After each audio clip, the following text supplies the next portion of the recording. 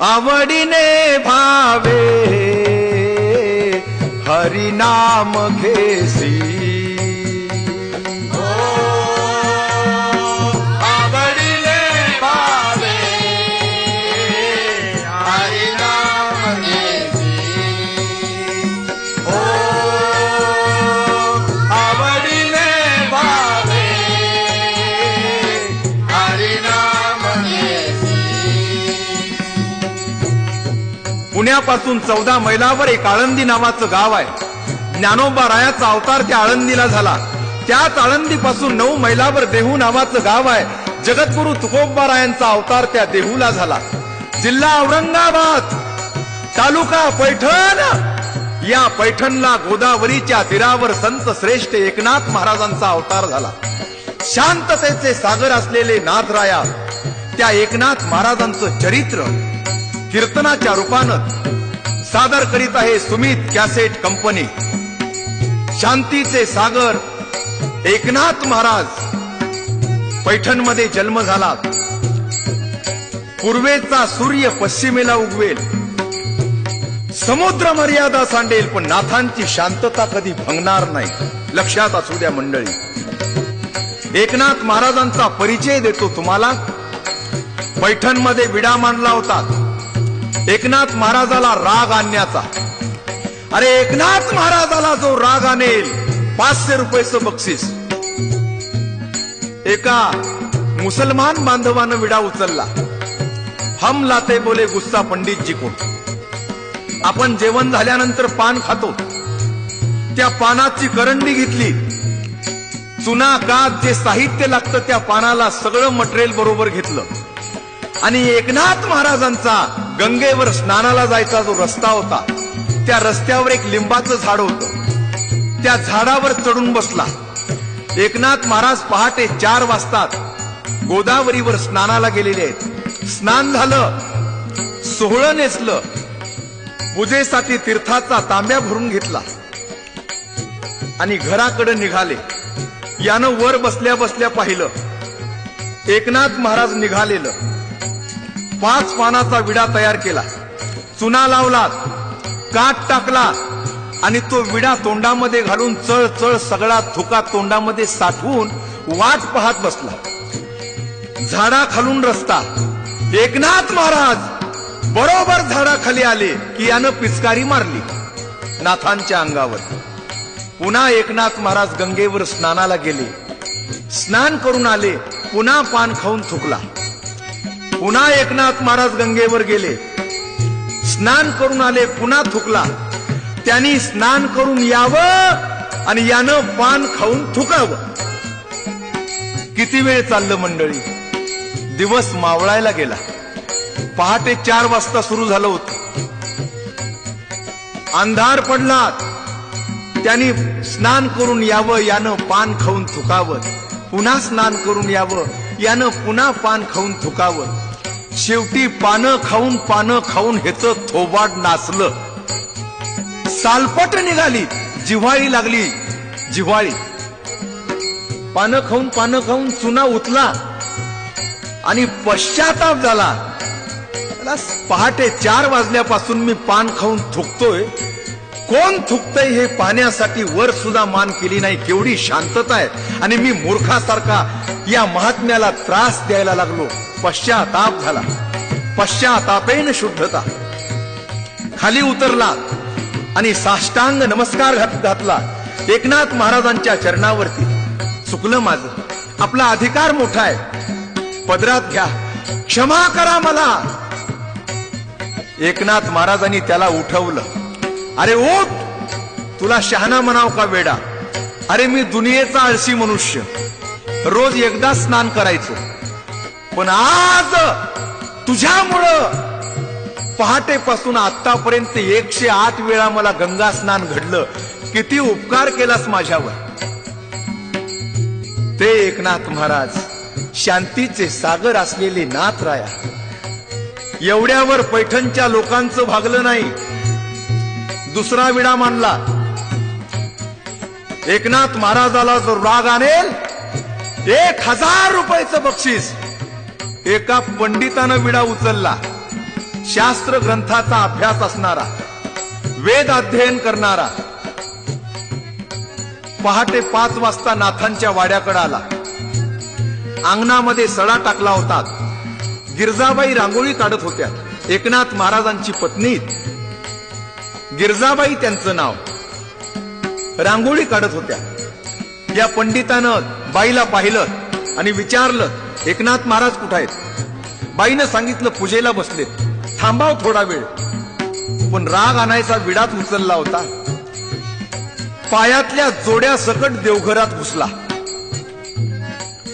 नाथानी पूजा करता करता कोण आलं म्हणून मागं वळून पाहिलं तर पंडितजी आलेले आहेत. पायातल्या जोड्या सकट आत आलेले आहेत. नाथांच्या लक्षात आलं आणि एकनाथ महाराजांनी सगळे देव गोळा केले आणि एका कोपऱ्यात फेकून दिले आणि देवाच्या खालचा पाठ काढला आणि पंडिताला बसायला दिला. या या या पंडितजी, तुमच्या पायाची धूळ माझ्या घरात आली.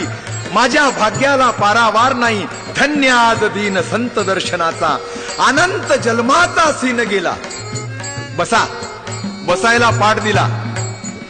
पंडित पाटावर बसला. बायकोला हाक मारली, हे गिरजे, एक परात आण, एक कळशी भरून पाणी आण. गिरजाबाईनं लगेच आणून दिलं. पायातले जोडे आपल्या हातानं काढले एकनाथ महाराजांनी आणि पंडिताचं दर्शन घेतलं. पती पत्नीनी परातीमध्ये पाय ठेवून पंडिताचे पाय धुतले गरम पाण्यानं. पाद्यपूजा केली. दोघांनी मिळून दर्शन घेतलं. गरम पाण्यानं स्नान घातलं. नवीन वस्त्र घालायला दिली. 5 पक्वान्नाचा स्वयंपाक केला. आज पंडितजी आपल्याकडे अतिथी आहेत, त्यांचं आदरातिथ्य केलं पाहिजे. पाटाला पाठ लावून, ताटाला ताट लावून एकनाथ महाराज पंडिताच्या बरोबर जेवायला बसलेले आहेत आणि गिरजाबाई आग्रह करून वाढत आहे. थंडागार झाला पंडित. 5 पक्वान्नाचं ताट समोर आलं. आग्रह करून वाढायचं काम चाललेलं आहे आणि ज्या वेळेला गिरजाबाई वाढण्यासाठी वाकलेले आहेत, ताटात वाढायचं झालं तर वाकावं लागतं. वाकलेले आहेत. आणखीन एक दुर्बुद्धी सुचली त्या पंडिताला. राग आणण्यासाठी आणखीन एक प्रयत्न करून बघूया.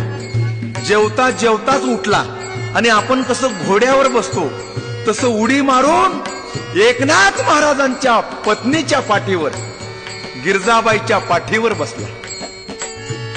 एकनाथ महाराज पाहतात आपल्या बायकोच्या पाठीवर बसला. एकनाथ महाराजाच्या ठिकाणी तुम्ही आम्ही असतो तर पंडितजीची अंत्ययात्राच निघाली असते. पण शांतीचे सागर नाथ राया आपल्या पत्नीला म्हणतात, गिरजे सांभाळा.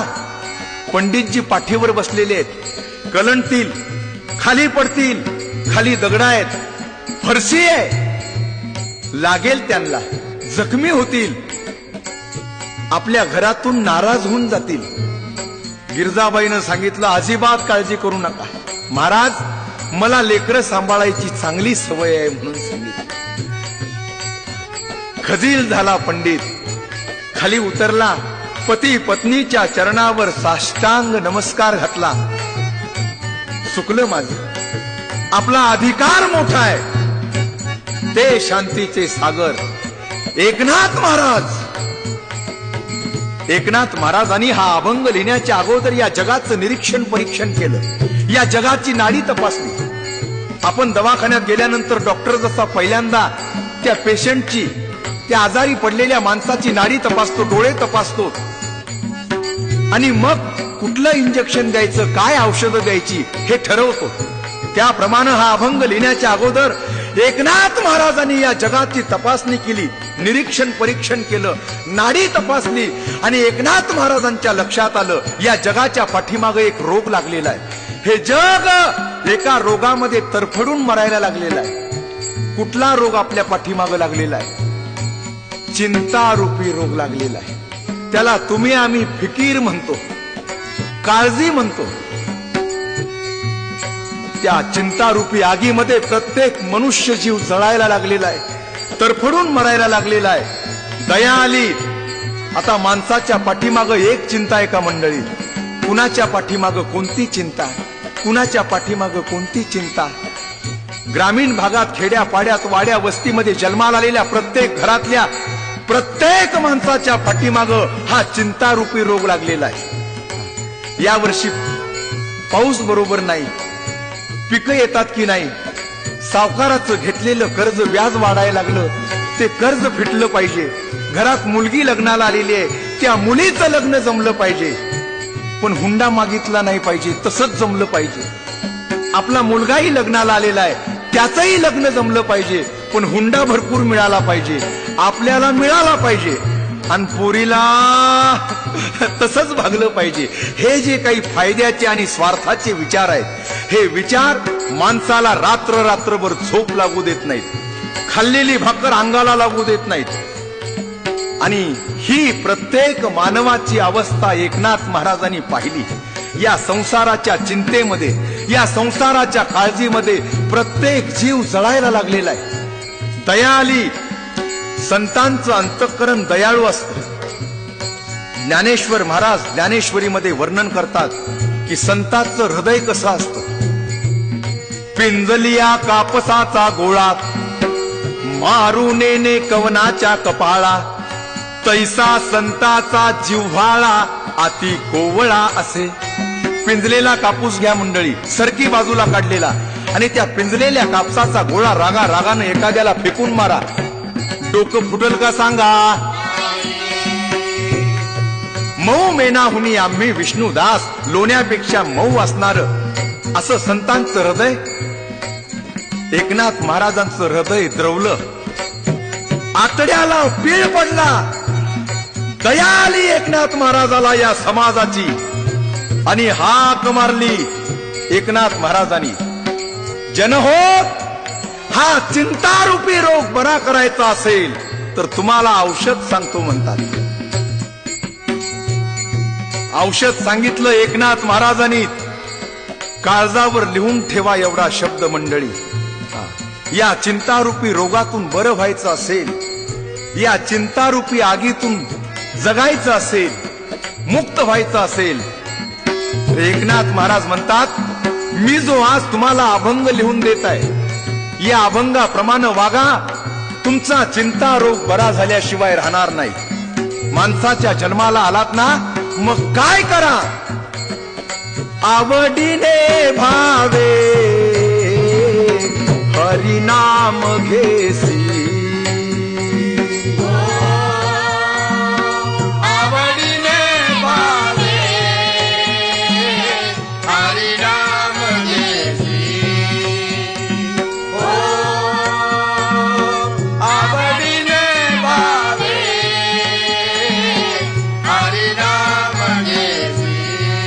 माणसाच्या जन्माला आलात, आवडीनं, भावनेनं, जिव्हाळ्यानं, हृदयातल्या प्रेमानं, आतड्यातल्या प्रेमानं. आतड्यातलं प्रेम कशाला म्हणतात समजतं ना मंडळी. माय मेली, माय मेली लेक रडे. हजारो मैलावर तुमची मुलगी दिलेली असू द्या, तिला तार करा, तुला कळवण्यास अत्यंत दुःख होते. काल रात्री तुझी आई स्वर्गवासी झाली, आई मेली एवढा शब्द ऐकल्याबरोबर हजारो रुपयाचं लुगडं तिच्या अंगावर असू द्या, लाखो रुपयाचे दागिने तिच्या अंगावर असू द्या, भान राहत नाही तिला. आई मेली एवढा शब्द ऐकला रे ऐकला, उभ्यानं धरणीला अंग टाकते आणि हंबर डाब फोडून रडते. जगद्गुरु तुकोबाराय वर्णन करतात, माय मेली लेक रडे, मुखामध्ये माती पडे. तिला कसं रडावं याचं भान सुद्धा राहत नाही. कशासाठी रडते ती मुलगी. आईबद्दल तिच्या हृदयामध्ये आतड्यातलं प्रेम असतं, तसं देवाबद्दल भक्ताच्या अंतःकरणात आतड्यातलं प्रेम असणं गरजेचं आहे. माझ्या माता पित्यानो, आवडीने भावे. नुसती आवड उपयोगाची नाही, भावना हवी आहे, श्रद्धा हवी आहे. श्रद्धा कशाला म्हणतात. तुम्ही गंगेवर स्नानाला जाता, स्नान करतात, आणि स्नान झाल्यानंतर त्या वाळूची महादेवाची पिंड करता. हळद कुंकू अक्षदा तुळशीची मंजुळी 2 फुलं वाहता आणि नमस्कार करता. आणि तुम्ही नमस्कार करून उठून गेल्याबरोबर दुसरा स्नानाला जाणारा त्या महादेवाच्या पिंडीवर पाय देऊन जातो. चित्र लक्षात घ्या आणि विचार करा. महादेवाच्या पिंडीवर पाय देऊन स्नानाला जातो दुसरा, आणि तुम्ही पूजा करून उठलेला असता. या ठिकाणी मातीचा केला पशुपती, मातीस काय महती, माती माती माझी समावे, पण पूजा भगवंतासी पावे. अरे मातीची पूजा करता, मातीची पिंड तयार करून दुसरा पाय देऊन जातो. तुम्ही पूजा करत असता, पण तुमची जी पूजा करत असताना श्रद्धा आहे, जी भावना आहे, ती भावना महत्वाची आहे. तुम्ही कशी पूजा केली आणि त्यानं का पाय दिला हा विचार त्या ठिकाणी नाही. मातीचा केला पशुपती, त्या मातीस काय महती, माती माती माझी समावे, पण पूजा भगवंतासी पावे. ती जी भावना आहे, ती भावना एकनाथ महाराज या अभंगात सांगतात. आवडीने भावे हरी नाम घेसी, आवडीनं आणि भावनेनं देवाचं भजन कर. हाक मार त्या जगदात्म्याला, हाक मार. आवडीने भावे हरी नाम घेसी, तुझी चिंता त्यासी सर्व आहे. तुझी चिंता तो भगवंत दूर केल्याशिवाय राहणार नाही. तुझी चिंता त्यासी सर्व आहे. ज्या चिंतारूपी आगीमध्ये तुम्ही जळायला लागलात, ज्या रोगानं तुम्हाला पछाडलेला आहे, हा रोग बरा करायचा असेल तर आवडीनं भावनेनं त्या भगवंताचं भजन करा, त्याची आठवण करा, त्याचा ध्यास लागू द्यात. आणि असा ध्यास लागू द्यात, जीवाला लागू द्या चटका, जीवाला लागू द्या चटका, जीवाला लागू द्या चटका, जीवाला लागू द्या चटका. हासा चटका लागू द्या. माझ्या माता पित्यानो, नाग पंचमीला झोका बांधला जातो. झोका खेळणारे झोका खेळत असतात, पण बघणारे झोका खात असतात. एवढे देहभान विसरून त्या झोक्याशी एकरूप झालेले असतात. कुस्त्या बघायला जातात, कुस्ती खेळणारे कुस्ती खेळतात, पडणारा पडतो, पाडणारा पाडतो, पण बघणारा शेजाऱ्याला धक्का देतो. ही जी काही मौज आहे एकरूप होण्याची, तसं भगवंताच्या भजनाशी एकरूप व्हा. देहभान विसरून जा.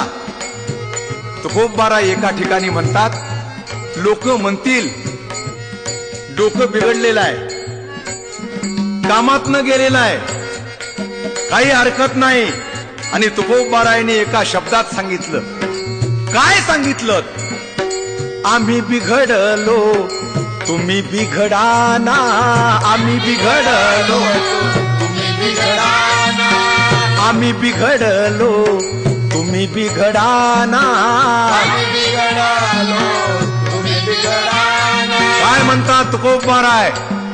लोक म्हणतील आम्ही जे भजन करतो, आम्हाला जो भजनाचा ध्यास लागलेला आहे, बिघडलेली केस आहे. तुकोबाराय म्हणतात, आम्ही बी घडलो, आम्ही घडलो, बिघडलो नाही. आम्ही बी इथं क्वामा आहे की कुठल्या युनिव्हर्सिटीमध्ये परीक्षा द्यायला ही माणसं गेली नव्हती, कुठल्या विद्यापीठाचं सर्टिफिकेट यांना मिळालं नाही, पण कसं व्याकरण आहे अभंगामध्ये पहा. आम्ही बी क्वामा आहे बीला. आणि वाचा आता पुढचं संपूर्ण वाक्य. आम्ही बिघडलो, बीला थांबायचे क्षणभर. आम्ही बिघडलो तुम्ही बिघडाना, आम्ही बिघडलो तुम्ही बिघडाना, आम्ही बिघडलो तुम्ही बिघडाना. अरे भगवंताच्या नादाला आम्ही लागलो, आम्ही त्याचं भजन करू लागलो तर आम्ही घडलो. परिसाच्या संगे लोह बिघडले, लोखंड बिघडलं परिसाच्या संगतीनं, पण सोने रूप झाले तुम्ही बिघडाना. परिसाला लोखंड जाऊन लागलं, सोनं रूप झालं, त्याप्रमाणे आम्ही देवाच्या भजनाच्या नादाला लागलो. आमचं सोनं झालं, आमच्या जन्माचं सोनं झालं, आम्हाला बिघडलं, आम्ही बिघडलो असे म्हणणाऱ्या लोकांनी देवाच्या नादाला लागावं आणि आपल्या जीवनाचं सोनं करून घ्यावं. आम्ही बिघडलो तुम्ही बिघडाना, आम्ही बिघडालो तुम्ही बिघडाना, आम्ही बिघडालो तुम्ही बिघडाना. एकनाथ महाराज या अभंगाच्या पहिल्या चरणात सांगतात, हे भल्या माणसात, या चिंतारूपी आगीतनं मुक्त व्हायचं असेल, हा रोग बरा करायचा असेल तर आवडीनं भावनेनं त्या भगवंताचं भजन कर. म्हणजे काय होईल? तुझी चिंता त्यासी सर्व आहे. तुझी चिंता बरी झाल्याशिवाय राहणार. कुणाची चिंता दूर केली? गोऱ्या कुंभारासाठी गाडगी घडवली, चिखल तुडवला, सावंता माळ्याच्या शेतात कामं केली, चोखा मेळ्याची ढोरं ओढली, सखूबाईसाठी सखू झाला. काय जरूर आहे त्याला? पण आपल्या भक्ताची चिंता दूर करण्यासाठी देव आपलं देवपण विसरून जातो. एका शब्दात सगळ्या अभंगाचा सारांश सांगितला एकनाथ महाराजांनी. तुझी चिंता त्यासी सर्व आहे, तुझी चिंता त्यासी सर्व आहे. काय सांगावा एकनाथ महाराजांचा अधिकार मंडळी? ऐकायला मिळेल तुम्हाला. तुमच्यासाठी सादर करीत आहे सुमित कॅसेट कंपनीत शांतीचे सागर एकनाथ महाराज. शांतीचे सागर एकनाथ महाराज. एकदा भजन करा मंडळी, सर्वजण भजन करा. राधे गोपाला गोविंद गोपाला, राधे गोपाला गोविंद गोपाला, गोविंद गोपाल हे नंदलाला, गोविंद गोपाल हे नंदलाला, गोविंद गोपाल हे नंदलाला, गोविंद गोपाल हे नंदलाला. राधे गोपाला गोविंद गोपाला, राधे गोपाला गोविंद गोपाला, राधे गोपाला गोविंद, राधे गोपाला गोविंद गोपाला, राधे गोपाला गोविंद गोपाला. आवडीने भावे हरी नाम घेसी, आवडीने भावे हरी नाम घेसी, आवडीने भावे हरी नाम घेसी, आवडीने भावे हरी नाम घेसी, आवडीने भावे हरी नाम घेसी, आवडीने भावे हरी नाम घेसी. तुला जर चिंतारूपी रोगातून बरं व्हायचं असेल तर आवडीनं भावनेनं ती आवड अशी असली पाहिजे. ज्याला हृदयातला जिव्हाळा म्हणतात, ज्याला आतड्यातलं प्रेम म्हणतात. प्रेम नये सांगता दावता बोलतात, अनुभव चित्ता चित्त जाणे. माझ्या माता पित्यानो, एकनाथ महाराजांनी मोठ्या कळकळीनं तळमळीनं हा अभंग लिहिलेला आहे. आणि या अभंगातून आपलं हृदय समाजाच्या समोर उभा केलेलं आहे. समाजाची दया आली. काय त्या एकनाथ महाराजांचा अधिकार सांगावा? एकनाथ महाराज स्वर्गवासी झाले. सगळ्या गावातली पैठणमधली ब्राह्मण मंडळी जमा झाली. अंत्ययात्रेची तयारी केली, घेऊन निघाले. आणि जात असताना एका घरातली मुलगी नांदायला निघाली होती. आले मूळ म्हणून या प्रथमचे, कन्या निघे सासरी. माता घालून भूषणे म्हणतसे, सांभाळ तोडे सरी. भाली कुंकुम रेखिले फळ नवे, ओटी मध्ये घातले. बाला सद्गत होय अश्रू जलते, गालावरी पातले. मुलगी नांदायला निघालेली आहे. शेजारची मंडळी, नातेवाईक, घरातली सर्व मंडळी तिला निरोप देत आहेत. आणि एकनाथ महाराजांची अंत्ययात्रा निघालेली आहे. त्या मुलीच्या आईनं पाहिलं, माझी मुलगी नांदायला निघाली, या बामणाला आजचाच दिवस होता का मरायला? तिच्या मुखातून शब्द निघून गेला. तार दिशी एकनाथ महाराज ताटीवर उठून बसले. चौघाच्या खांद्यावर ताटी आहे, अंत्ययात्रा निघालेली आहे. एकनाथ महाराज लगेच ताटीवर उठून बसले आणि त्या बाईला म्हणतात, ए माझी आई, तुझी पोरगी नांदायला जाऊ दे, मी उद्याच्याला मरीन. तिथून खाली उतरून पुन्हा पायी पायी चालत आले. 10-15 दिवस निघून गेल्यानंतर पुन्हा एकनाथ महाराज स्वर्गवासी झाले. सगळ्या गावातली नातेवाईक, ब्राह्मण मंडळी, पाहुणे रावळे सर्वजण जमा झाले. अंत्ययात्रेची तयारी केली आणि एकनाथ महाराजाला घेऊन जात असताना ते खांदेकरी ब्राह्मण एकमेकाला गप्पा मारतात. आयुष्यभर आपल्याशी वाकडा राहिला, कधी आपलं ऐकलं नाही, बहुजन समाजामध्ये मिसळून वागला, त्यानं ब्राह्मणशाही टिकवली नाही. आपलं पथ्य, आपले उद्देश धुडकावून लावले आणि शेवटी आपल्याच खांद्यावर निघाला. अशी खाली कुजबूज सुरू असताना एकनाथ महाराज तार दिशी उठून बसले ताटीवर आणि त्या खांदेकऱ्यांना, त्या ब्राह्मणांना म्हणतात, ए ब्राह्मणांनो, मला तुमच्या खांद्यावर यायचं नाही, मी चालत जाईन स्मशानामध्ये, मला खाली उतरा. केवढा अधिकार महाराज. भावार्थ रामायण लिहित असताना ज्या वेळेला मारुती रायांनी समुद्राच्या पलीकडे उड्डाण मारलं लंकेचा शोध घेण्यासाठी, मारिले उड्डाण, केले लंकेचे शोधन, ज्याने सीता शोध केली, राम सीता भेटविली, द्रोणागिरी जो आणिला, लक्ष्मण वाचविला. हा सगळा वृत्तांत लिहित असताना, त्या भावार्थ रामायणामध्ये याचं वर्णन करत असताना मारुती रायांनी उड्डाण मारलं, हा प्रसंग ज्या वेळेला आला त्यावेळेला एकनाथ महाराज ग्रंथ लिहिता लिहिता उडाले आणि शेजाऱ्याच्या झोपड्यात जाऊन पडले. म्हणजे त्या भावार्थ रामायणाशी एवढे एकरूप झाले होते नाथराया. त्या नाथरायांची भक्ती पाहून भगवान गोपाल कृष्णानं त्या विटेवर उभा असणाऱ्या पांडुरंगानं 12 वर्ष नाथांच्या घरी श्रीखंड्याच्या रूपानं काम केलं. पाणी भरलं कावडीनं.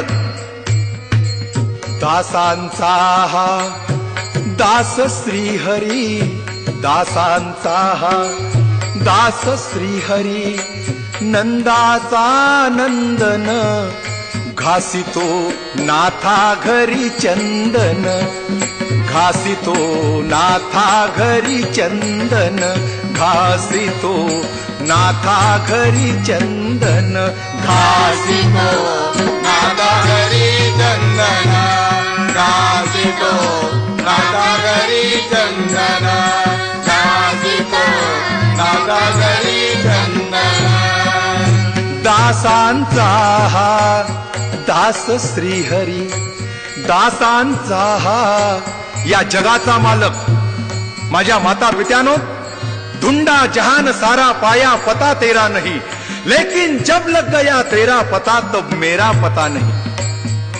आदम को खुदा मत कहो, आदम खुदा नहीं, लेकिन खुदा के नूर से आदम जुदा नहीं. असा असणारा या जग सृष्टीचा सूत्रधार, या ब्रह्मांडाचा मालक, या जगाचा चालक, विटेवर उभा असणारा नाथांच्या घरी पाणी भरत आहे, कावडीनं पाणी भरत आहे. एवढा अधिकार एकनाथ महाराजांचा. दासांचा हा दास श्रीहरी, नंदाचा नंदन, घासितो नाथा घरी चंदन, घासितो नाथा घरी चंदन, घासितो नाथा घरी चंदन, घासितो नाथा घरी चंदन, घासितो नाथा घरी चंदन, घासितो नाथा घरी चंदन. जनार्दन स्वामीचे शिष्य असणारे एकनाथ महाराज त्या देवगिरीच्या किल्ल्यामध्ये जनार्दन स्वामींनी अवधूत चिंतन श्री गुरुदेव दत्त, त्या अवधूत चिंतनाचं गुरुदेव दत्तात्रयाचं दर्शन घडवून दिलं, साक्षात्कार घडवून दिला. एकनाथ महाराजांना दत्त प्रभूची भेट करून दिली. अरे गुरु करावा बळकट आणि त्याचं धरावं मनगट. नाहीतर तुकोबाराय वर्णन करतात, ताटाऊ गुरु पटाऊ चेला आणि दोघात झाला ठालम ठेला. तशी ही गुरु शिष्याची जोडी नव्हती. एकनाथ महाराजांनी आपल्या सद्गुरूला विनंती केली की मला दत्तात्रयाचं दर्शन घडवून द्या. काही हरकत नाही, कृपादृष्टी केली. गुरु शिष्याला आपल्यापेक्षा मोठा करणारा असला पाहिजे. शिष्याला पायाखाली दाबणारा नको, नुसती शिष्याची सेवा घेणारा नको. आपल्यापेक्षा मोठा करणारा गुरु असला पाहिजे. आणि तो सद्गुरु लाभला त्या संत गुलाब बाबाला. त्या पैठणमध्ये गुलाब बाबांचं कीर्तन असतं. काटेल कोलतचे गुलाब बाबा स्वामी नामानंद महाराजांचे शिष्य. स्वामी नामानंद बाबांनी त्या पैठणमध्ये नागघाटावर एकनाथी भागवताचं सामुदायिक पारायण केलं. 2,500 लोक पारायणाला बसले होते. त्या गोदावरीच्या तीरावर त्या नागघाटावरती धर्म पंडितांचं माहेर असणार हे पैठण. त्या भागवत ग्रंथाची हत्तीवर मिरवणूक काढली. 2,500 लोक पारायणाला बसवले. आणि त्या सप्ताहात स्वामी नामानंद बाबांनी आपल्या शिष्याला स्वतःपेक्षा किती मोठा केला त्याची प्रचिती समाजाला आणून दिली. नामानंद बाबांचे शिष्य संत गुलाब बाबा. कैकाडी बाबांनी नामानंद बाबांना अशीच कृपा केली. गाडगे बाबांनी कैकाडी बाबांवर अशीच कृपा केली. ही जी परंपरा आहे, प्रल्हादाचा अवतार उद्धव, उद्धवाचा अवतार संत नामदेव महाराज, नामदेव महाराजांचे अवतार जगद्गुरु तुकोबाराय आणि तुकाराम महाराजांचे अवतार सद्गुरु गाडगे बाबा. गाडगे बाबांची ही जी मालिका आहे, समाज जागृतीसाठी, जगाच्या उद्धारासाठी रक्ताचं पाणी, हाडाचा चुना, मासाचा चिखल करून खरा परमार्थ कशाला म्हणायचा, देव कशाला म्हणतात. गाडगे बाबा पंढरपूरला आलेल्या लोकांना विचारायचे, बाप हो कुठे गेला होतात? देवाच्या पाया पडायला. भेटला, बोलला तुमच्याशी, तुमची विचारपूस केली. चलता देव पूजले नहीं पत्थरों से काम, जितने आत्मा पूजिए उतने ही शालिग्राम. कबीर महाराज म्हणतात, पत्थर पूजने से हर मिलता तो मैं पूजू एक पहाड. अरे दगड पूजून देव भेटला असता तर मी डोंगरच पूजला असता. भली बिचारी चक्की बनी तो पिसखाये सब संसार. याला परमार्थ म्हणतात. याला देवाची ओळख म्हणतात. आणि ते काम त्या पैठणमध्ये अवतरलेले शांतीचे सागर एकनाथ महाराज यांनी सोप्या भाषेमध्ये समाजाला परमार्थ समजावून सांगण्याचं काम केलेलं आहे. चिंतारूपी रोगातून बरं व्हायचंय ना, या चिंतारूपी आगीतून तुम्हाला जगायचं ना मंडळी. मग काय करा? आवडीने भावे हरी नाम घेसी. आवडीनं भावनेनं त्याचं भजन करा. नाम घेता वाट चाले यज्ञ पाऊला पाऊले. अरे एक यज्ञ करायचा असेल तर कोट्यावधी रुपये खर्च करावे लागतात. त्या यज्ञाचं पुण्य विठ्ठल नाम घ्यावे मग पाऊल टाकावे. पावला पावलाला त्या भगवंताचं नाव घ्या. त्या यज्ञाचं पुण्य एका पावलात तुमच्या पदरात पडल्याशिवाय राहणार नाही. हा नामाचा महिमा आहे. गगनाहुनी वाढ नाम आहे. विठ्ठल नाम घ्यावे मग पाऊल टाकावे. माझ्या माता पित्यानो, संत एकनाथ महाराज मोठ्या तळमळीनं सांगतात, हे माणसाच्या जन्माला आलेल्या प्राण्यात, या चिंतारूपी रोगातून बरा हो. आवडीनं भावनेनं त्या भगवंताचं भजन कर. आणि जर त्याचं भजन करशील तर तुझी चिंता त्यासी सर्व आहे. तुझी चिंता तू परमेश्वर दूर केल्याशिवाय राहणार नाही. पुन्हा कुणाची चिंता दूर केली? भर सभेमध्ये द्रौपदीला वस्त्रहरण करून तिला विवस्त्र करण्याचा प्रयत्न केला. कौरव पांडव जुगार खेळले. जुगार सारं राज्य गेलं. ज्याला जुगार खेळण्याचा छंद आहे त्यानं एवढं उदाहरण काळजामध्ये कोरून ठेवावं. बायको जुगारावर मांडली, ती सुद्धा जिंकली. त्यावेळेला दुर्योधन दुःशासनाला म्हणत आहे, अरे दुःशासना, काय पाहतोस?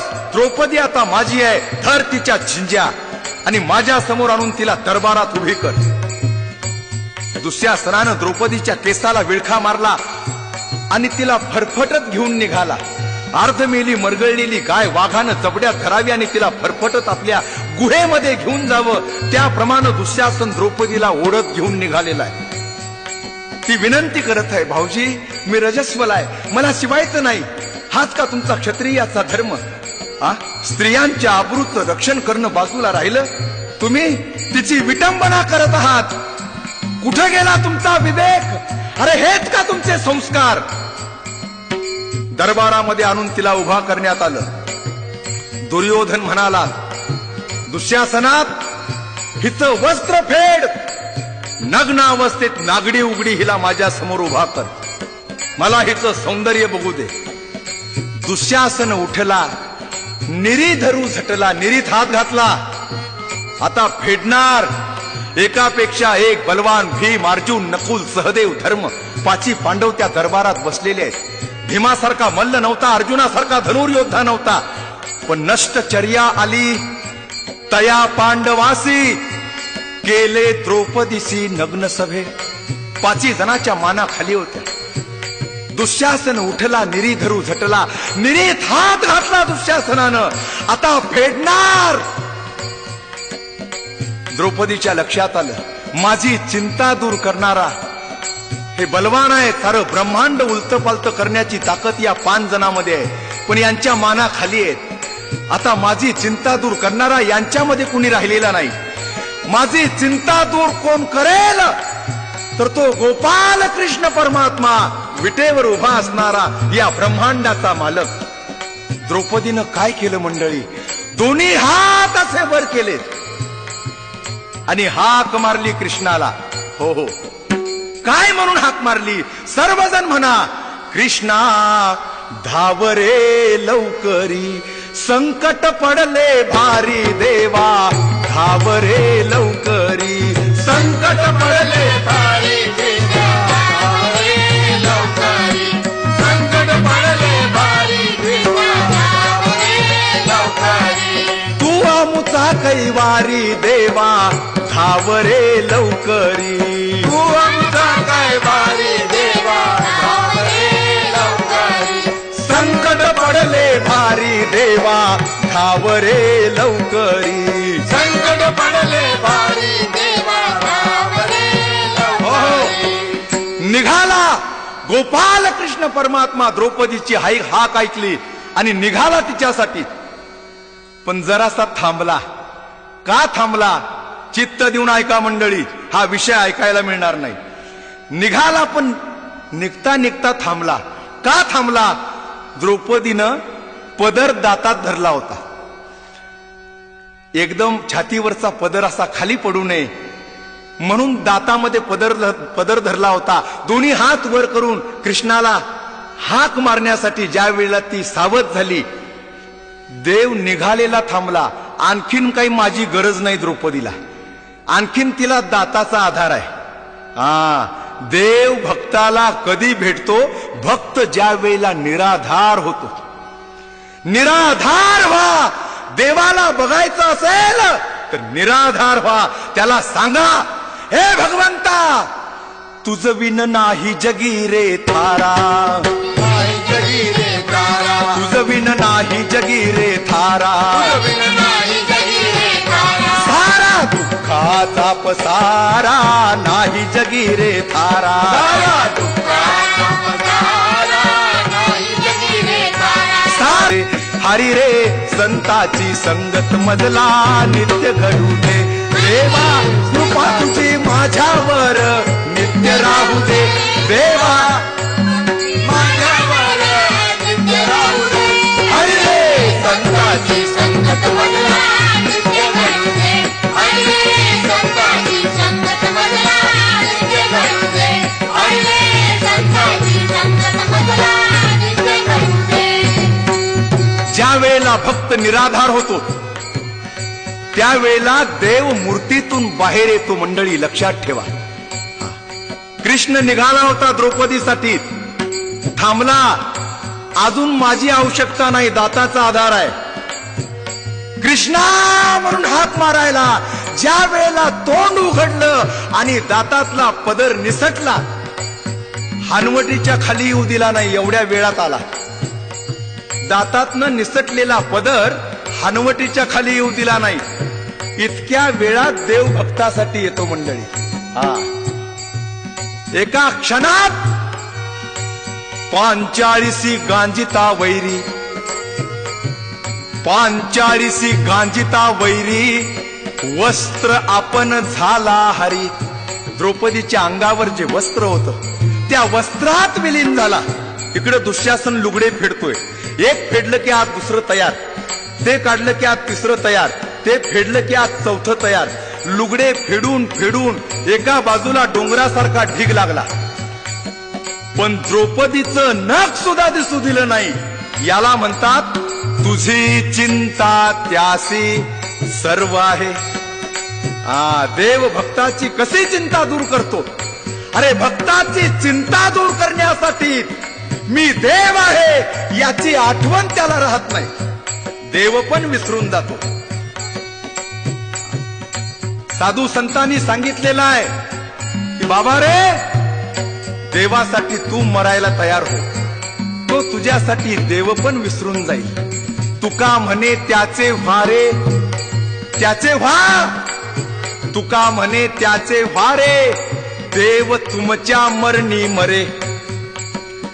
तो देव पण विसरून वाटेल ती कामं करतो. मंडळी सखूसाठी सखू झाला, सखूचा संसार सांभाळला, सखूच्या घरात पाणी भरलं, सडा टाकला, धुणं धुतलं, भांडी घासली, स्वयंपाक केला, सखूचा संसार केला. देवानं सखूचा संसार केला. मीराबाईसाठी घेतो विष प्याला, कामाजीचा झाला पाडेवार. हे सर्व करत असताना मी देव आहे याची आठवण त्याला राहिली नाही. मी या जगाचा सूत्रधार आहे, या सृष्टीचा मालक आहे. आणि म्हणून एकनाथ महाराजांनी खूण सांगितली. देवाला आपलंस करायचं असेल, देवाला मूर्तीतून बाहेर काढायचं असेल, नाही चिंतारूपी रोगातून बरं व्हायचं असेल तर आवडीने भावे हरिनाम घेसी. अरे आवडीनं भावनेनं त्या देवाचं भजन कर. तुझी चिंता त्यासी सर्व आहे. विसरलात का मंडळी? महाभारत ऐकत असताना दरदुरीचे पिल्लू म्हणे कृष्ण कृष्ण, नाही उदक उष्ण होऊ दिले,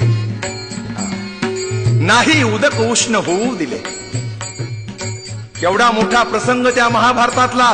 गोपाळ कृष्णाला स्नान करण्यासाठी बोलवलं, कढईवरून पाणी ठेवलं, खंडीवर सरपण संपलं पण पाणी गरम होईना. आणि कृष्णानं सांगितलं, धर्मा, भीमा, अर्जुना, अरे पाणी का तापलं नाही? तर त्या कढईमध्ये एक बिंडकुळीचं पिल्लू कृष्ण कृष्ण कृष्ण म्हणत होतं. दरदुरीचे पिल्लू म्हणे कृष्ण कृष्ण, नाही उदक उष्ण होऊ दिले. हा महिमा आहे त्याचा. आणि म्हणून भजन करा मंडळी. राधे गोपाला गोविंद गोपाला, राधे गोपाला गोविंद गोपाला, राधे गोपाला गोविंद गोपाला, राधे गोपाला गोविंद गोपाला, हे राधे गोपाला गोविंद गोपाला, राधे गोपाला गोविंद गोपाला, राधे गोपाला गोविंद गोपाला. राधे गोपाला गोविंद गोपाला.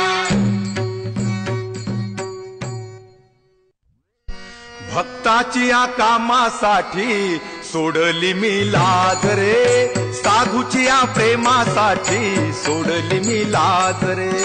भक्ताच्या कामासाठी सोडली मी लाज रे, साधूच्या कामासाठी सोडली मी लाज रे. माझ्या माता पित्यानो, भक्ताचा सांभाळ करण्यासाठी, त्याची चिंता दूर करण्यासाठी देव देव पण विसरून जातो. 45 गांजिता वैरी, वस्त्र आपण झाला हरी. भक्ताला निराधार व्हावं लागतं, त्यावेळेला देव मूर्तीतून बाहेर येतो. एक हत्तींचा कळप होता, 50 हत्ती. आणि त्या 50-60 हत्तीच्या कळपामध्ये सर्वात मोठा, शरीरानं मोठा, वयानं मोठा, त्याचं नाव गजेंद्र असं होतं. दिवसभर त्या जंगलामध्ये झाडपाला खावा, बागडावं, उड्या माराव्यात आणि दुपारच्या वेळी त्या जंगलामध्ये असणाऱ्या तलावात पाणी पिण्यासाठी, स्नान करण्यासाठी जावं. त्या सोंडेनं पाणी घ्यावं, एकमेकावर फवारा मारावा, जलक्रीडा करावी, असा दैनंदिन कार्यक्रम. एक दिवस असा योग आला. दुपारच्या वेळेला तळ्यामध्ये स्नान करत असताना, त्या तळ्यामध्ये जलक्रीडा करत असताना हा सर्वात मोठा असणारा गजेंद्र नावाचा हत्ती खोल पाण्यामध्ये जायचा आणि बाकीच्या हत्ती कडेला स्नान करायचे. त्या दिवशी खोल पाण्यात गेला हा गजेंद्र, खोल पाण्यामध्ये गेला आणि काय घडलं मंडळी, त्या तळ्यामध्ये राहणारी मगर बाहेर आली. त्या मगरीचं नाव नक्र असं होतं. या हत्तीचं नाव गजेंद्र. दोघांची भेट झाली तळ्यामध्ये, खोल पाण्यात, आणि त्या मगरीच्या तडाख्यात हा गजेंद्र नावाचा हत्ती सापडला. त्या हत्तीच्या पायाला धरलं त्या मगरीनं आणि त्याला आतमध्ये खेचून घेऊन निघाली. जरा धडपड करून पाहिली, आपली सुटका करून घेण्यासाठी प्रयत्न करून पाहिला या गजेंद्रानं, पण त्या नकराची, त्या मगरीची ताकद जास्त झाली. त्या हत्तीचं काही चालेना, ती आतमध्ये ओढून घेऊन निघाली. एवढ्या मोठ्या हत्तीला काही इलाज चालेना हे लक्षात आल्यानंतर त्या गजेंद्रानं आपल्या सौंगड्यांना हाक मारली.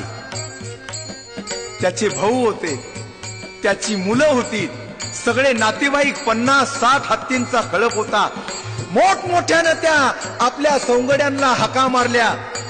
त्या गजेंद्रानं सगळे धावत आले. सगळ्यांच्या लक्षात आलं की हा संकटात सापडलेला आहे आणि सगळ्यांनी मिळून त्या गजेंद्राला धरलं आणि बाहेर ओढायला लागले. त्या मगरीची ताकद जास्त झाली, ती सगळ्यांनाच आतमध्ये घेऊन निघाली. खूप प्रयत्न करून पाहिला, साखळी केली या 50-60 हत्तींनी आणि ती सगळ्यांनाच घेऊन जाऊ लागली. हे पाठीमागचे सौंगडी एकमेकाला चर्चा करतात, अरे आपण कुठपर्यंत आज जायचं, पिकलं पान आज ना उद्या गळणारच म्हणले, द्या सोडून. आणि सगळ्यांनी सोडून दिलं. त्या गजेंद्राला सोडून दिल्याबरोबर त्यानं मागं वळून पाहिलं, हे माझे भाऊ आहेत, माझी मुलं आहेत, माझे पुतणे आहेत, हे सगळे माझे नातेवाईक आहेत, पण मी संकटात सापडलो, या सगळ्यांनी मला सोडून दिलं, माझी साथ सोडून दिली, यातला एकही माझ्या कामाचा नाही. आजपर्यंत यांना मोठं करण्यासाठी, यांचा सांभाळ करण्यासाठी पुरं आयुष्य खर्ची घातलं. एवढं संपूर्ण या 50-60 हत्तींचा कळप, एवढं नातं गोतं संकट असताना मी शेवटी निराधार झालो. मी निराधार झालो. आता भगवंताशिवाय माझी चिंता दूर करणारा कुणी नाही. आणि म्हणून त्या गजेंद्रानं, त्या हत्तीनं, भगवंता अरे आता तुझ्याशिवाय कुणी वाली नाही. जेवायला बसले होते विष्णू भगवान. जेवता जेवता तोंडाजवळ नेलेला घास खाली ठेवला आणि घाईघाईनं निघाले. लक्ष्मीनं हात धरला, जेवायलाही सवड नाही का, कुठं निघालात? हत्ती, एवढंच सांगायचं होतं. अक्षर 2 आहेत, शब्द 1 आहे, पण कसा सांगितला देवानं, हा कहे लक्ष्मी ती कहे गजराज. हत्तीतला हा लक्ष्मी जवळ म्हटला आणि ती हत्ती जवळ येऊन म्हटला. एवढ्या वेगात देव भक्ताची चिंता दूर करण्यासाठी धावून येतो. माझ्या माता पित्यानो, आणि म्हणून एकनाथ महाराजांनी म्हटलेलं आहे, तुझी चिंता त्यासी सर्व आहे, तुझी चिंता त्यासी सर्व आहे. हा कहे लक्ष्मी ती कहे गजराज, आगे गोली चली तो पीछे होता आवाज. बंदुकीचा चाप ओढल्यानंतर अगोदर गोळी लागते का आवाज होतो? माहित आहे तुम्हाला? अगोदर गोळी लागते. अरे अगोदर आवाज झाला तर शिकार कशी सापडायची? अगोदर गोळी लागते आणि मग आवाज होतो. पण गोळी लागण्यामध्ये आणि आवाज होण्यामध्ये अंतर किती आहे? एका क्षणाचंही नाही. तेवढा वेळ देवाला भक्तासाठी येण्यासाठी पुरेसा आहे. तेवढ्या वेळात देव आपल्या भक्तासाठी धावून येतो. आणि म्हणून आवडीनं, भावनेनं, जिव्हाळ्यानं, तळमळीनं त्या देवाला हाक मारा. तुमचा चिंतारूपी रोग बरा करायचा असेल, या रोगातून मुक्त व्हायचं असेल. किती तळमळीने एकनाथ महाराजांनी सांगितलं. मला एकनाथ महाराजांचा महिमा सांगायचा होता मंडळी. आई वडिलांचं श्राद्ध होत एकनाथ महाराजांच्या. पैठणमध्ये घराघरात ब्राह्मण मंडळीला आमंत्रण दिलेलं आहे. उद्या माझ्या माता पित्यांची पुण्यतिथी आहे, जेवायला या. सगळ्यांनी आमंत्रण स्वीकारलं. स्वयंपाकाला सुरुवात झाली. पाची पक्वान्नाचा स्वयंपाक. अरे एकनाथ महाराजांचं घराणं म्हणजे राजघराणं. स्वयंपाकाची सुरुवात झाली. सगळ्या पैठण गावात स्वाद दरवळू लागला. स्वयंपाकाचा घमघमाट सुटलेला. दुपारी 11, 11:30 वाजलेले आहेत आणि काही हरिजन वाड्यातल्या हरिजनाच्या बाया रस्ता झाडत झाडत नाथांच्या वाड्याजवळ आलेल्या आहेत. एकमेकीशी चर्चा करतात. झाडता झाडता काय आनंद आहे. नाथांच्या वाड्यामध्ये पाची पक्वान्नाच्या स्वयंपाकाचा स्वाद सुटलेला आहे. पण हे आपल्याला कुठून खायला मिळणार. गावातली ब्राह्मण मंडळी येतील, पोटभर जेवण करतील आणि त्यांच्या पात्रावर राहिलेलं खरकट आपल्याला खावं लागणार. भगवंतानं नीच यातीमध्ये, खालच्या यातीमध्ये आपल्याला जन्माला घातलं, इलाज नाही त्याला. आणि असं त्या हरिजनाच्या बाया एकमेकाशी बोलत असताना एकनाथ महाराजांच्या पत्नीनं गिरजाबाईनं ऐकलं. दुःख झालं. आतड्याला पीळ पडला. पोटात कालवा कालव झाली. मंडळी, अरे अरे अरे अरे, काय या पुण्यतिथीची दशा. ब्राह्मणांना जीव घालण्यापेक्षा या तळमळीनं बोलणाऱ्या आत्म्याला जेवायला घातलं तर ती खरी पुण्यतिथी साजरी होईल. या पुण्यतिथीपेक्षा संतांचं अंतःकरण दयाळू असतं. एकनाथ महाराजांना बोलवून घेतलं आणि गिरजाबाईनं सांगितलं, महाराज या हरिजनाच्या बाया रस्ता झाडत असताना असं बोलत होत्या. महाराजांनी विचारलं, काय करूया. हा झालेला स्वयंपाक त्यांना वाढून टाका. संसाराला अशी पत्नी मिळावी लागते. त्यावेळेला संसाराचा परमार्थ होत असतो. मंडळी, परमार्थ बाजारात विकत मिळत नाही. परमार्थ शेतीमध्ये उगवत नाही, नदीतून वाहत येत नाही. प्रपंचाच्या पोटात परमार्थ लपलेला आहे.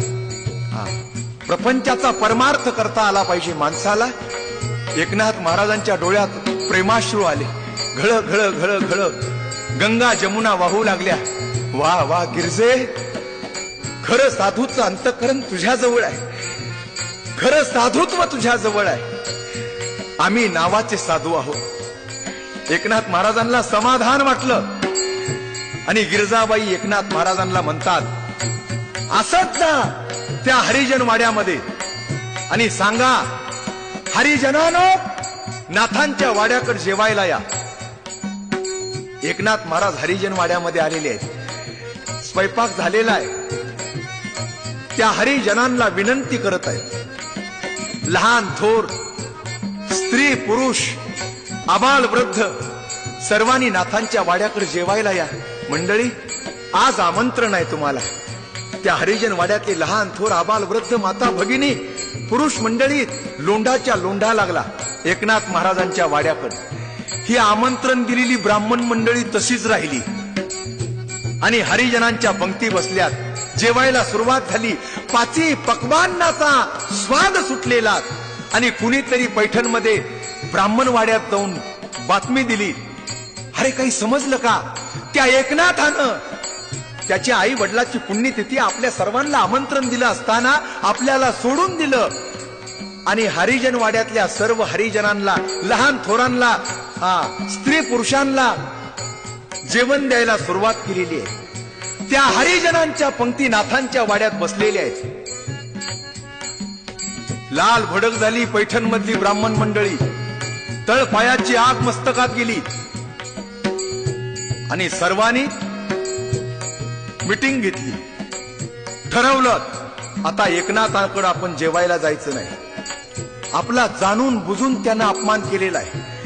अरे आमंत्रण आम्हाला दिलं आणि जेवायला मात्र हरिजनांना घालायला लागलेला आहे. आम्हाला आमंत्रण दिलं असताना आम्हाला मागं ठेवलं आणि आम्हाला न विचारता हरिजनांच्या पंक्ती बसवलेल्या आहेत. आता पुन्हा एकनाथाकडे जेवायला जायचं नाही ठरवलं सगळ्यांनी. आणि हे एकनाथ महाराजांच्या लक्षात आलं. एकनाथ महाराज पैठण गावात आलेले आहेत आणि त्या ब्रह्मवृंदांची समजूत घालत आहेत. नाही नाही मंडळी, तुमचा गैरसमज झालेला आहे. तुमचा अपमान करावा या हेतून मी हे केलेलं नाही. हा तुमच्यासाठी केलेला स्वयंपाक. त्या हरिजनाच्या बाया रस्ता झाडत असताना वाड्याजवळ आल्या. स्वयंपाकाचा स्वाद सुटलेला आणि त्या एकमेकीशी अशा बोलत होत्या की काय आनंद आहे, काय स्वयंपाक आहे, काय पाची पक्वान्नाच्या स्वयंपाकाचा स्वाद आहे, घमघमाट सुटलेला आहे. पण हे आपल्या नशिबात नाही. त्यांचं मन त्या स्वयंपाकावर गेलं होतं आणि म्हणून आम्ही पती पत्नीने विचार केला आणि झालेला स्वयंपाक त्यांना वाढून टाकला. मंडळी, तुमच्यासाठी वाडा धुवून काढलेला आहे. सोहळ्यामध्ये स्वयंपाकाला सुरुवात झालेली आहे. असं नाराज होऊ नका, जेवायला चला. पैठणच्या ब्राह्मण मंडळीने सांगितलं, एकनाथा, अरे आमचा अपमान केलास, आमंत्रण आम्हाला दिलंस आणि आमच्या अगोदर त्या हरिजनांना जेवायला घातलंस. आता कधी तुझ्याकडे आम्ही जेवायला येणार नाही, त्यांनाच जेवायला घालत बस. एकनाथ महाराजांच्या डोळ्यात अश्रुधारा आल्या आणि रडत रडत महाराज त्यांना म्हणतात, नका नका मंडळी, माझ्या आई वडिलाच्या आत्म्याला काय वाटेल, दुःखी होतील. आमची पुण्यतिथी ज्या दिवशी आहे, आमच्या पुण्यतिथीच्या दिवशी आमच्या मुलानं गावातल्या ब्राह्मण मंडळींचं मन दुखावलं. अरे कबीर महाराज म्हणतात, मंदिर तोड, मस्जिद तोड. राग आला तर मंदिर पाडून टाक, मस्जिद पाडून टाक. मंदिर तोड, मस्जिद तोड, वो तो सिर्फ मुझे का है, लेकिन किसी का दिल मत तोड. ओ घर खास खुदा का है, ओ घर खास खुदा का है. पण कुणाचं मन दुखवू नकोस. कबीर महाराजांनी सांगितलं, अरे काय त्या मंदिरामध्ये आणि त्या मस्जिद मध्ये काय आहे. मंदिर में तो भूत बैठे. ज्या देवाचं जे मंदिर असेल त्या देवाची मूर्ती त्या मंदिरात बघायला मिळेल, दुसरं काही सापडणार नाही. मंदिर में तो भूत बैठे, मस्जिद में सिर्फ सफाई है. कुठल्याही मस्जिद मध्ये जा, झाड झूड स्वच्छता सफाई याच्याशिवाय काही दिसणार नाही आणि मंदिरात मूर्तीशिवाय काही बघायला मिळणार नाही. मंदिर तोड, मस्जिद तोड, हो तो सिर्फ मुझे का है, लेकिन किसी का दिल मत तोड. हो घर खास खुदा का है. त्या मंदिरात काय आहे, मंदिर में तो भूत बैठे, मस्जिद में सिर्फ सफाई है. देव कुठा आहे, दिल दरगाह में नूर झलकता. ओ घर खास खुदा का है, ओ घर खास खुदा का है. आणि म्हणून एकनाथ महाराजांना असं दुःख झालेलं आहे. आज माझ्याकडून गावातली ब्राह्मण मंडळी दुखावली, क्षमा करा. मी तुमची परवानगी न घेता हरिजनांना जेवायला घातलं. पदरात घ्या या नाथाला, या अज्ञानाला माफ करा, पदरात घ्या. ब्राह्मणाने सांगितलं, अरे मुळीच चालणार नाही. आमंत्रण आम्हाला देऊन त्या हरिजनांना जेवायला घालणारा, जा त्यांना जेवायला घाल आणि तुझ्या आई वडिलांची पुण्यतिथी साजरी कर. एकनाथ महाराजांना हाकलून दिलं ब्राह्मणांनी. नाही येणार तुझ्याकडे आता जेवायला कुणी. दुःखी झाले आणि नाराज होऊन असं बाजूला जाऊन बसलेले आहेत. एकनाथ महाराजांचं भक्तिप्रेम पाहून विटेवर उभा असणारा जगदात्मा 12 वर्ष नाथाच्या घरी पाणी भरत होता. लक्षात असू द्या. श्रीखंड्याच्या रूपानं 12 वर्ष पाणी भरलं कावडीनं.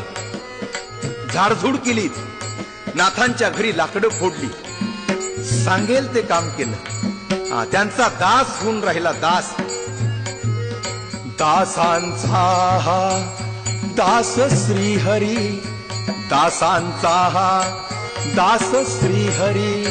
नंदाचा नंदन घासितो नाथा घरी चंदन, घासितो नाथा घरी चंदन घासितो, नाथा घरी चंदन घासितो, नाथा घरी चंदन घासितो, नाथा घरी चंदन घासितो, नाथा घरी चंदन. 12 वर्ष श्रीखंडाच्या रूपानं भगवान गोपाल कृष्णानं त्या विटेवर उभा असणाऱ्या पांडुरंगानं पाणी भरलं, लाकडं फोडली, सगळा वाडा झाडून काढला. जे सांगेल ते काम धावत धावत करावं भगवंतानं. पाण्याची कावड घेऊन येत असताना बाजूला बसलेले एकनाथ महाराज, चेहरा सुकलेला आहे, डोळ्यात अश्रू आहेत, दुःखी झालेले आहेत. पाहिलं ती खांद्यावरची कावड फेकून दिली. अरे नुसता पाणी भरायला मी राहिलो नाही, माझ्या भक्ताला कुणी दुखावलं का? माझ्या नाथांचा चेहरा का सुकलेला आहे? कुणी मन दुखवलं माझ्या एकनाथाचं? कावड फेकून दिली आणि श्रीखंड्यानं म्हणजे भगवंतानं चौकशी केली. जवळ येऊन चेहरा सुकलेला दिसतो. कुणी दुखवलं? कोण वेडवाकडं बोललं? कशासाठी? डोळ्यात अश्रू कशासाठी? एकनाथ महाराज श्रीखंड्याला म्हणतात, श्रीखंड्या, तुला ठाऊक आहे माता पित्यांची पुण्यतिथी आहे, गावातल्या ब्राह्मण मंडळीला आमंत्रण दिलेलं आहे, पण त्यांच्या अगोदर आपण हरिजनांना जेवायला घातलं म्हणून गावातली ब्राह्मण मंडळी रागावलेली आहे, रुसलेली आहेत आपल्यावर. त्यांचा गैरसमज झाला. मी त्यांची समजूत घालण्यासाठी गेलो होतो, पण त्यांनी सांगितलं जा जा त्या हरिजनांना जेवायला घालत बस, आता आम्ही कुणी तुझ्याकडे जेवायला येणार नाही. मी त्यांची विनंती केली, त्यांना माफी मागितली, त्यांच्या पाया पडलो, पण ते ऐकायला तयार नाहीत. ऐकायला तयार नाहीत. काही हरकत नाही, तुम्ही पात्र टाका. कुणाला वाढतोस? वाढा ताटे स्वर्गावरुणी पित्र आता येती. श्रीखंड्या काय म्हणतो एकनाथ महाराजांना? वाढा ताटे स्वर्गावरुणी पित्र आता येती. पात्र वाढली, रांगोळ्या काढलेल्या आहेत, 5 पक्वान्न त्या पात्रावरती वाढलेले आहेत आणि स्वर्गातली पित्र खाली आलेली आहेत.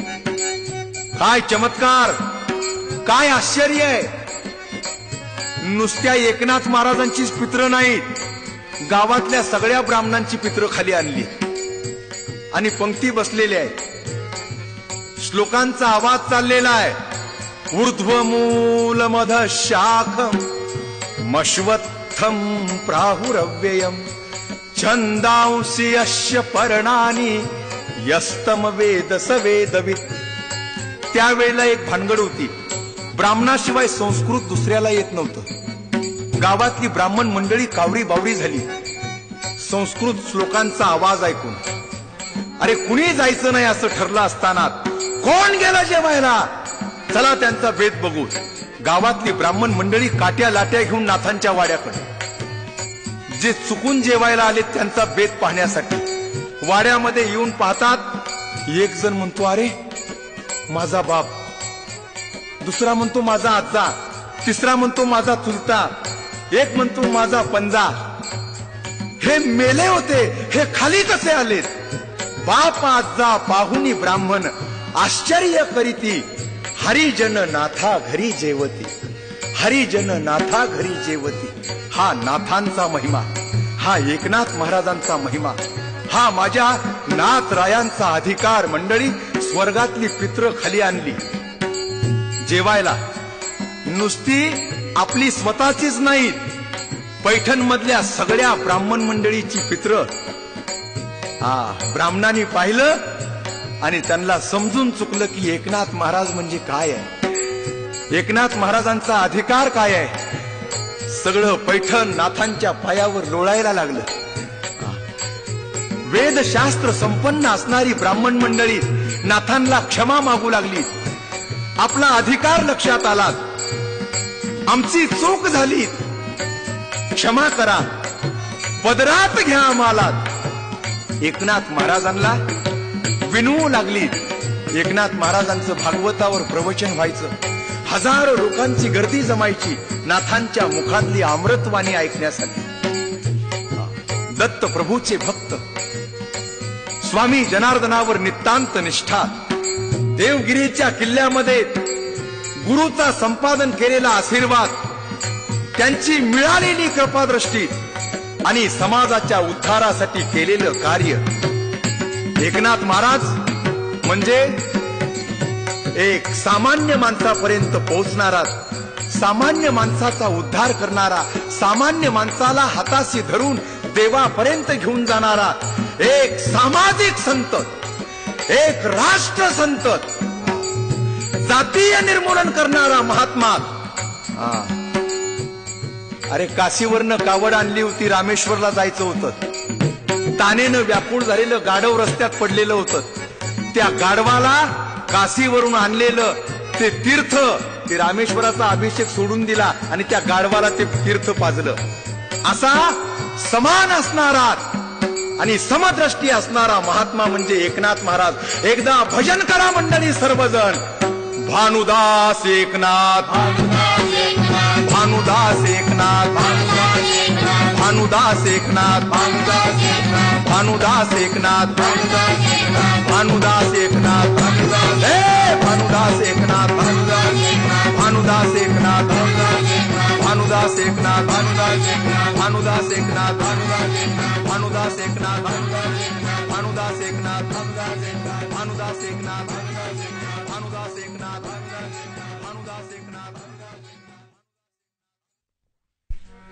भक्ताची या कामासाठी सोडली मी लाज रे, साधूची या प्रेमासाठी सोडली मी लाज रे. भक्ताची या कामासाठी सोडली मी लाज रे, साधूची या प्रेमासाठी सोडली मी लाज रे. भक्ताची या कामासाठी सोडली मी लाज रे, साधूची या प्रेमासाठी सोडली मी लाज रे. भक्ताची या कामासाठी सोडली मी लाज रे, साधूची या प्रेमासाठी सोडली मी लाज रे. माझ्या माता पित्यानो, एकनाथ महाराज आपल्या सौंगड्यासह काशीला गेले होते पायी, आणि त्या काशीतून त्या गंगेच्या तीर्थाची कावड रामेश्वरापर्यंत न्यायची आणि रामेश्वराला अभिषेक घालायचा. पायी प्रवास, मुक्काम दर मुक्काम, मजल दर मजल. आणि रामेश्वराकडे जात असताना एक तानेनं व्याकुळ झालेलं गर्दभ गाढव रस्त्याच्या बाजूला पडलं होतं, व्याकुळ झालं होतं, तडफडत होतं, मृत्यूच्या दाराशी उभा होतं, मरणार. एकनाथ महाराजांनी पाहिलं, खरा महात्मा होता. दुसऱ्याचं दुःख पाहून ज्याच्या आतड्याला पीळ पडतो तो साधू. कीर्तन केलं म्हणजे साधू झाला, भगवी कापडं घातली म्हणजे साधू झाला, अरे दाढी जटा वाढवल्या म्हणजे साधू झाला, नाकापासून केसापर्यंत गंधाचा तडाखा ओढला, सगळ्या अंगावर मुद्रिका लावल्या म्हणजे साधू झाला. नाही, हे साधूचं लक्षण दिखाऊ लक्षण आहे. दुसऱ्याचं दुःख पाहून ज्याच्या आतड्याला पीळ पडतो, तुकोबाराय एका ठोक्यात सांगतात, अनेकाच्या घाये भंगे ज्याचे चित्त. अरे दुसऱ्याचं दुःख पाहून ज्याच्या हृदयाला वेदना होतात, अनेकाच्या घाये भंगे ज्याचे चित्त, तोच एक संत जगा माझी, तोच एक संत जगा माझी. साधू कुणाला म्हणावं? तुका म्हणे तोची संत आणि सोसे जगाचे आघात. हे साधूचं लक्षण आहे. माझ्या माता पित्यानो, त्या गाढवाकडे पाहिलं, एकनाथ महाराजांना कळवळा आला, आतड्याला पीळ पडला आणि एकनाथ महाराजांनी आपल्या सौंगड्यांना सांगितलं, थांबा गड्यानो, थांबा, माझा रामेश्वर इथंच आहे. आणि त्या व्याकुळ झालेल्या तानेनं तडफडत असलेल्या गाढवाला पायी आणलेलं किती दिवस लागले असतील? महाराष्ट्रातून 1,500 किलोमीटर काशी आहे. त्या गंगेचं आणलेलं तीर्थ पायी प्रवास रामेश्वरला निघालेले आणि त्या गाढवाला सगळं तीर्थ पाजून टाकलं एकनाथ महाराजांनी. बाकीची ब्राह्मण मंडळी हसायला लागली, टिंगल करू लागली, वेडा आहे, मूर्ख आहे, अरे काशीवरनं पायी आणलेले रामेश्वराला अभिषेक करण्यासाठी हे तीर्थ घेऊन जात असताना गाढवाला पाणी पाजणारा हा एकनाथ बावळट आहे. एकनाथ महाराजांनी शांतपणे सांगितलं, बाबा रे, माझा रामेश्वर याच ठिकाणी आहे. तुम्ही त्याचं वरचं शरीर पाहून माझी टिंगल करत आहात, पण त्याच्या शरीरातलं जे चैतन्य आहे, त्याचा जो आत्मा आहे आणि आपल्या शरीरातला आत्मा आहे, याच्यातली तफावत, याच्यातला फरक मला समजून तरी सांगा. नैनन छिंदंती शस्त्रानी नैनन धती पावकः न चैलम क्लेदयन्त्यापो न शोषयति मारुतः. त्याच्या शरीरातलं चैतन्य तलवारीनं तोडलं तरी तुटणार नाही, अग्नीमध्ये टाकलं तरी जळणार नाही, पाण्यामध्ये बुडवण्याचा प्रयत्न केला तरी बुडणार नाही, हवेत सोडलं तरी उडून जाणार नाही. माझ्या शरीरातलं चैतन्य आणि त्या गाढवाच्या शरीरातलं चैतन्य एक आहे. हे तत्वज्ञान आचरणात उतरवून समाजाला सांगितलं ते शांतीचे सागर एकनाथ महाराज. सादर करीत आहे सुमित कॅसेट कंपनी, शांतीचे सागर एकनाथ महाराज. माझ्या माता पित्यानो, एकनाथ महाराज वैशाख महिन्यात आणि दुपारची वेळ गोदावरीवर स्नानासाठी आलेले आहेत. स्नान केलं, सोहळं नेसलं, पूजेसाठी तीर्थाचा तांब्या भरून घेतला आणि त्याच वेळेला कडाक्याचा उन्हाळा, एक हरिजन वाड्यातलं हरिजनाचं मूल कसं चुकून त्या गोदावरीच्या वाळवंटात आलं कुणास ठाऊक. वैशाख महिन्याचं ऊन, वाळू तापलेली, पाय भाजायला लागले. आई म्हणून त्या लेकरानं किंकाळ्या मारायला सुरुवात केली आणि एकनाथ महाराजांचं लक्ष गेलं. लहानचं मूल चुकून गोदावरीच्या वाळवंटात आलेलं आहे, उन्हाळा मी म्हणतो, आणि या कडक उन्हामध्ये त्याचे पाय भाजायला लागलेले आहेत, ते तळमळून रडायला लागलेलं आहे. मी ब्राह्मण आहे, स्नान केलेलं आहे, सोहळं नेसलेलं आहे, पूजेसाठी तीर्थाचा तांब्या भरून घेतलेला आहे, याची आठवण राहिली नाही. आई जशी आपल्या बाळा लेकराकडे पळत जाते, गाय जशी वासराकडे पळत जाते, हरणी जशी आपल्या पारसाकडे धावत जाते, तसं एकनाथ महाराज धावत आले आणि त्या हरिजनाच्या मुलाला, हे हरिजन वाड्यातला आहे, ह्याला कसं शिवू, कसं जवळ घेऊ, संकोच आला नाही मनामध्ये. त्या लेकराला चट दिशी उचलून घेतलं, आई जशी उचलून घेते त्या पद्धतीनं, आणि एकनाथ महाराजांनी आपल्या सोहळ्यानं त्याचा शेंबूड पुसला, त्याची लाळ पुसली, त्याला दरदरून आलेला घाम पुसला आणि त्या पूजेसाठी भरून घेतलेल्या तीर्थाच्या तांब्यानं तो तीर्थाचा तांब्या त्याच्या तोंडाला लावला एकनाथ महाराजांनी. ते हरिजनाचा आहे, ह्याला माझ्या पूजेच्या तांब्यानं कसं पाणी पाजू, हा विचार नाथांच्या मनात आला नाही. आणि म्हणून माझ्या माता पित्यानो, जातीय निर्मूलन याचा पुरस्कर्तात अरे 400 वर्षापूर्वी जे एकनाथ महाराजांनी काम केलं, हरिजनांना हृदयाशी धरलं. आता सरकार जागं झालंय, जातीय निर्मूलन योजना सुरू केलेली आहे. 450 वर्षापूर्वी साधू संतांनी या कामाला सुरुवात केलेली आहे. अरे कुठं मोजमाप करणार याचं? माझ्या माता पित्यानो, असा हा महात्मा, शांतीचा सागर, समाजाच्या उद्धारा करतात, जनजागृती करतात, आपलं आयुष्य वेचणारा, आयुष्याचा क्षण ना क्षण आपल्या जीवनातला संपूर्ण वेळ समाजासाठी देणारा असा हा सामाजिक नेता, आमच्या परमार्थ क्षेत्रातील एक महान महात्मा म्हणजे महान आत्मा. ज्याच्यात साधुत्व असतं त्याला महात्मा म्हटलं जातं. मंडळी, ज्याच्याजवळ दया असते त्याला महात्मा म्हटलं जातं. सर्व काही भेटेल पण महात्म्याची भेट दुर्लभ आहे. और सभी मिल जाएगा, संत संगत मिलना मुश्किल है. सगळं मिळेल, यज्ञ याग करिता गोविंदू पै भेटे.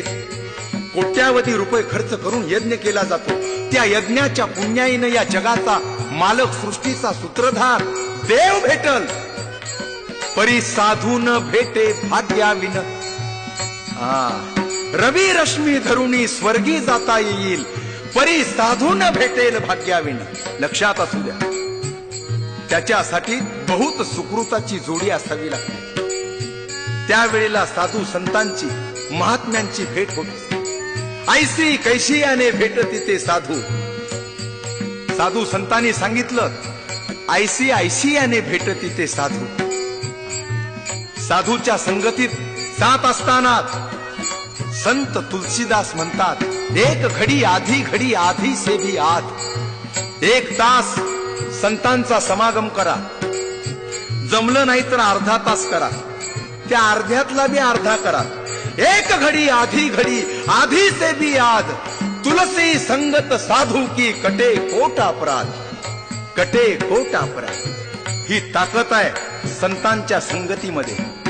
माझ्या माता पित्यानो, एवढा मोठा महान महात्मा संत तुलसीदास, अरे तुलसी तुलसी क्या कहे.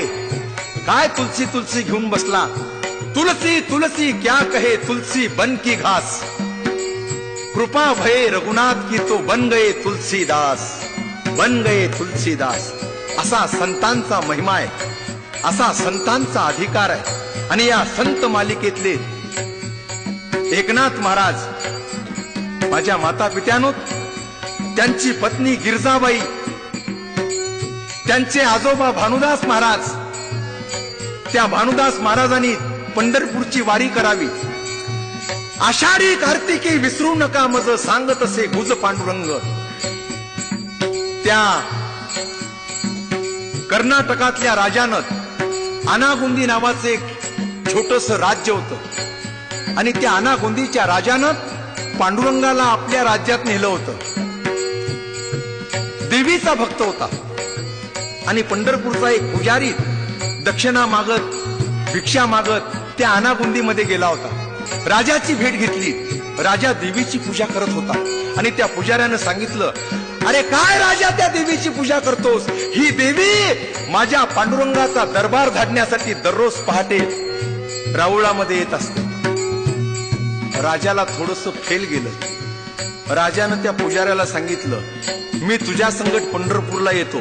जर ही देवी पांडुरंगाचा दरबार झाडण्यासाठी तिथं आलेली दिसली नाही तर तुझा शिरच्छेद केला जाईल.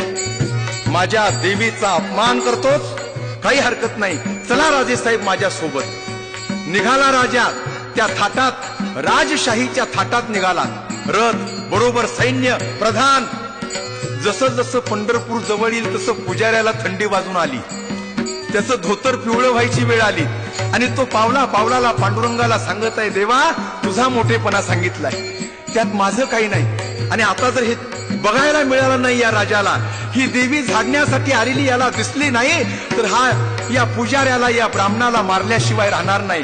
आता मला जिवंत ठेवायचं का नाही ते तू ठरव. पंढरपुरात येऊन राजा दाखल झाला. पांडुरंगाच्या मंदिरात रात्री भजन कीर्तन ऐकलं आणि तिथंच मुक्कामाला थांबला. देवी आलेली बघायची होती. पहाटे 4चा समय झाला आणि खरोखरच ही आदिमाया शक्ती हातामध्ये झाडू घेऊन पांडुरंगाचा दरबार झाडण्यासाठी आलेली आहे. राजानं पाहिलं, बरोबर आहे, पुजाऱ्यानं सांगितलेलं अगदी खरं आहे. आणि असा असणारा महान देव, या जगाचा मालक, विटेवर उभा असणारा, याला आता मी माझ्याकडे घेऊन जाणार. देवानं सांगितलं, काही हरकत नाही, तुझी भक्ती पाहून येतो, पण एक आठ, माझ्या भक्ताचा जर अपमान केलास तर क्षणभरही तुझ्याजवळ राहणार नाही. मी परत निघून येईन. ठरलं. पंढरपुरापासून अनागोंदी पर्यंत माणसं उभा केली. पावला पावलावर देवाला कसा नेला ते ऐका. पावला पावलावर माणसं उभा केली. आणि यानं त्याच्या हातात, त्यानं त्याच्या हातात, त्यानं त्याच्या हातात, असा अनागोंदी पर्यंत देव नेला. स्थापना केली आणि आषाढी यात्रा जवळ आली. 4-2 महिन्याचा काळ निघून गेला. सगळी संत मंडळी पंढरपूरला जमा झाली. साधू संतांच्या दिंड्या आल्या, पण देव राऊळात नाही. हा,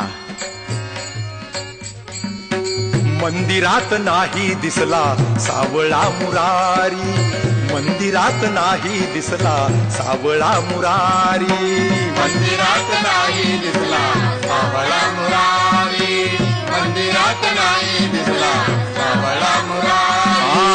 मंदिरात नाही दिसला सावळा मुरारी, मंदिरात नाही दिसला सावळा मुरारी, मंदिरात नाही दिसला सावळा मुरारी, मंदिरात नाही दिसला सावळा मुरारी. अरे देव कुठं आहे? देवाचा पत्ता नाही. आणि मग आना गोंदीला त्या राजाच्या दरबारात त्या राजानं अशा अशा पद्धतीनं देवाला नेलेलं आहे हे समजलं. आता देवाला आणायचा कुणी? त्यावेळेला एकनाथ महाराजांचे आजोबा भानुदास महाराज यांनी सांगितलं, तुम्ही काळजी करू नका, तुम्ही इथंच थांबा, मी घेऊन येतो देवाला. आणि मुक्काम दर मुक्काम, मजल दर मजल करत आनागोंदीला भानुदास महाराज गेले. मंदिरात जाऊन रात्रीचा समय होता, पांडुरंगाची भेट घेतली आणि भानुदास महाराज रडायला लागले.